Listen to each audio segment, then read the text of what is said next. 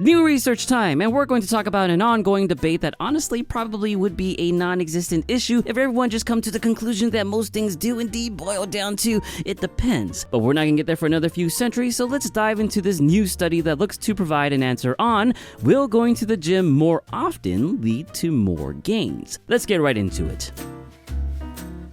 The goal of this new 2022 study is to compare if there are indeed any differences in muscle growth and strength between two training frequencies. Specifically, they compare differences between training 2 days per week versus 4 days when training volume is equated. Training volume, in its most fundamental definition, is the calculation of the amount of reps times sets times weights lifted. So in this case, with equated volumes, regardless of whether subjects trained 2 or 4 days, all of them performed 32 total sets per week with similar rep schemes across 9 weeks. There were a total of 21 subjects, 11 male and 10 female, and the subjects were described as moderately trained, having performed at least 1 training session per week in the last 6 months. Not sure about moderately. They were also given 20 grams of whey protein after each session, with the lower frequency group consuming another 20 grams of whey protein the day after to compensate for the fewer sessions. Now to the results, which frankly won't take too long because although both the 2-day and 4-day training groups showed progress across all measured strength and muscle outcomes, which is great, there were no significant differences between any of them.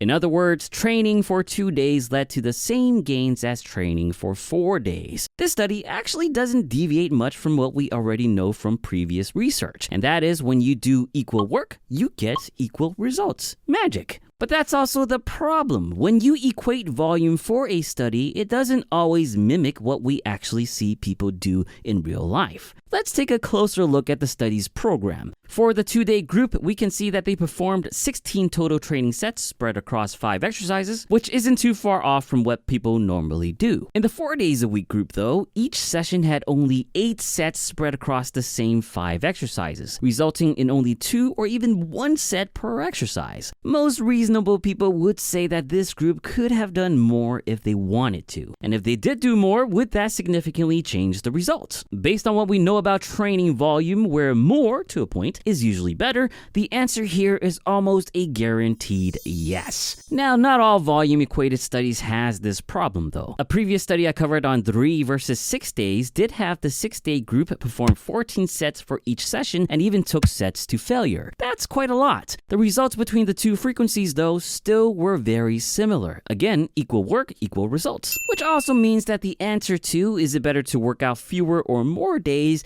is indeed it depends. It depends on having the proper balance of volume in your training relative to your training frequency. Now, with that said though, it likely is that having more training days would still be better. A higher training frequency gives you more days to spread out your work volume, which makes it much more manageable. Especially if you split up your exercises to a given day, like doing your push exercises on one day, then your pulls the next day, and then continue to skip your leg days on another. This gives more time to recover between muscle groups, and also makes your sessions less boring by switching things up, which is awesome and very convenient. And of course, by making things more convenient, it can make it easier for you to stick to your training and develop a habit of going to the gym, which means more consistent gains down the line. More training days, probably not 7 days a week, but perhaps 4 to 6 days, would definitely be my recommendation. If you're completely new to programming your training though, I'd recommend joining our Picturefit community Discord, and the fine people there are more than happy to help you out.